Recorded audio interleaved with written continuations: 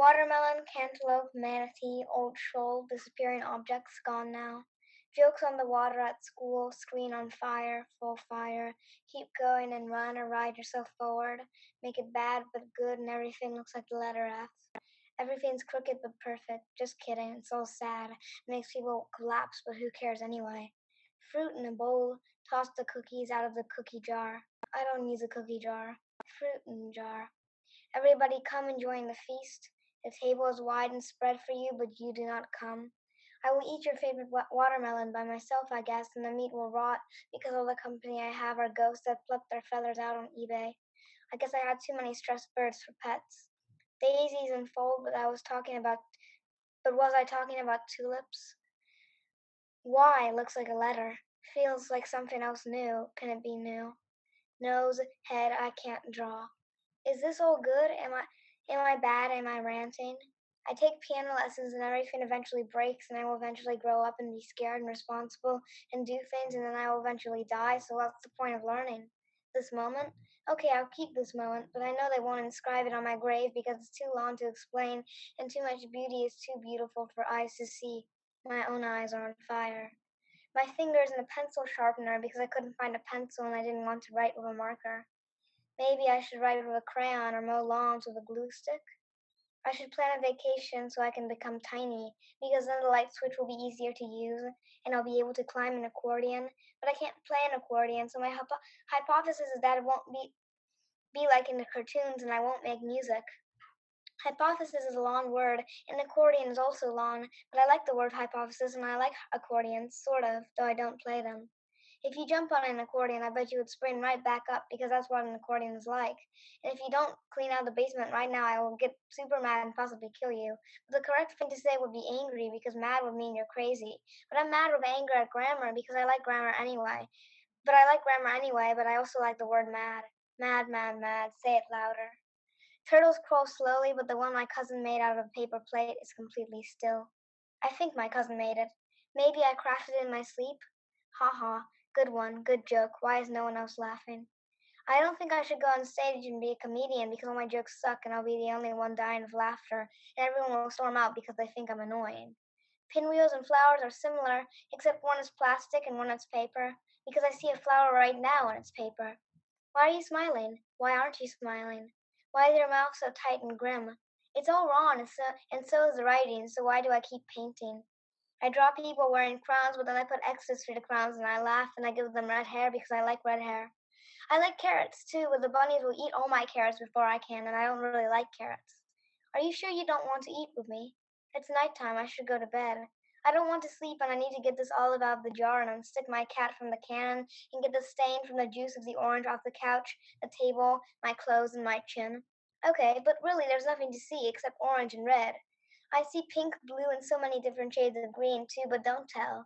It all makes me roll my eyes and I see rainbow and I jump because I saw indigo and violet and yellow. It's also pretty, but all I see are clear skies, not blue skies. And it all acts like candy running at me and poking me. I say, why are you poking me? They tell me they don't mean to. Why not? And when I draw people, the lips are fat and the eyes are wide, wide, wider, staring into the abyss. Pencil shavings are spilling all over the place. Goodbye and get away.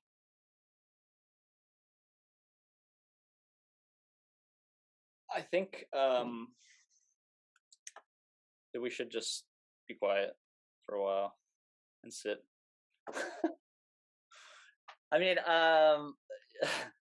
so yeah, I was okay. Yeah, first of all, that is a kind of poem that yeah, that the best response to is just probably not to say anything because anything I say is it's not gonna do justice to how much I like the poem.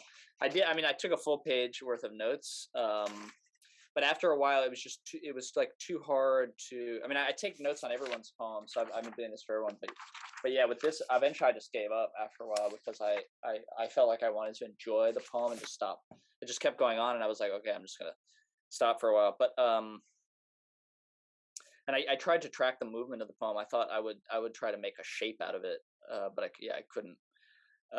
It moves around a lot. That's obvious. It occasionally has really brilliant lines. That's probably also obvious. So I think maybe what I should say about this poem is not so much the how I like the lines or the movement, but maybe some of the thematic things that I saw recurring in the poem again and again. And I do think that many of these themes are themes that really crop up in your writing frequently, Emma. Many of your poems, I think, are um, about the practice. Well, I've said before. I think you have like an anxiety about eternity.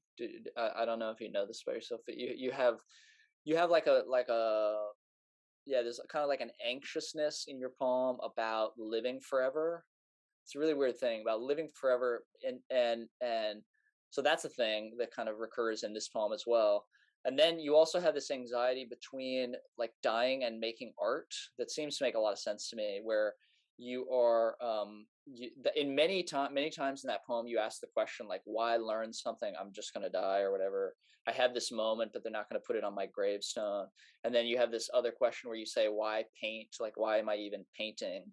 And somehow painting and art making in general in this poem are associated with eating.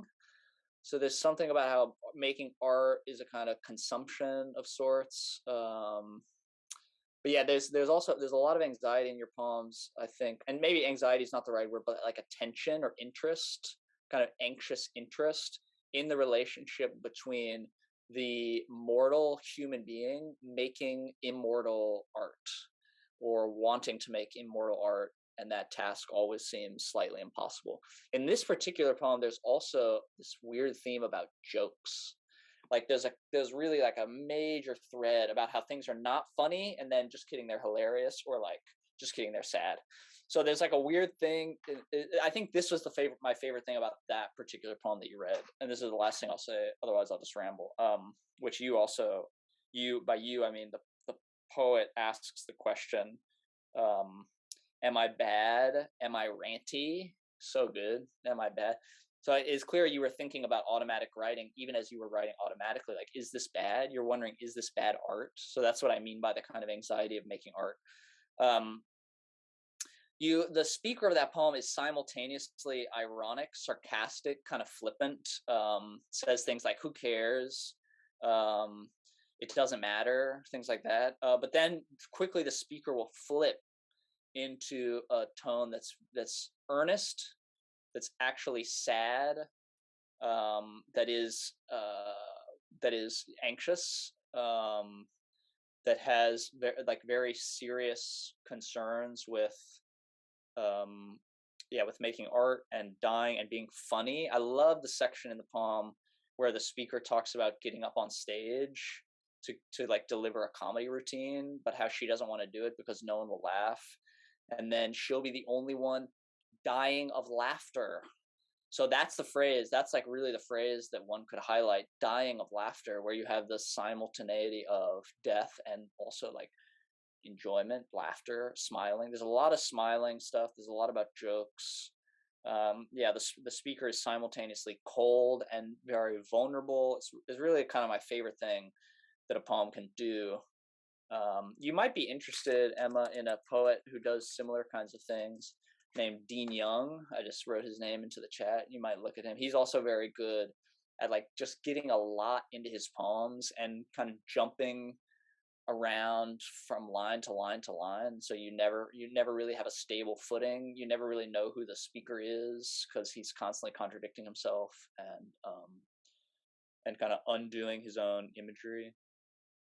Anyway, it was really great. It was fun to get lost in that poem. I mean, everyone's, man, this is gonna be a really hard class to top. I mean, how are we as a group going to do better than this next week from all of you? I mean, Penelope and Amelia, and I just don't. Yeah, I mean, and Nova. I don't know how. Anyway, all right, let's go on.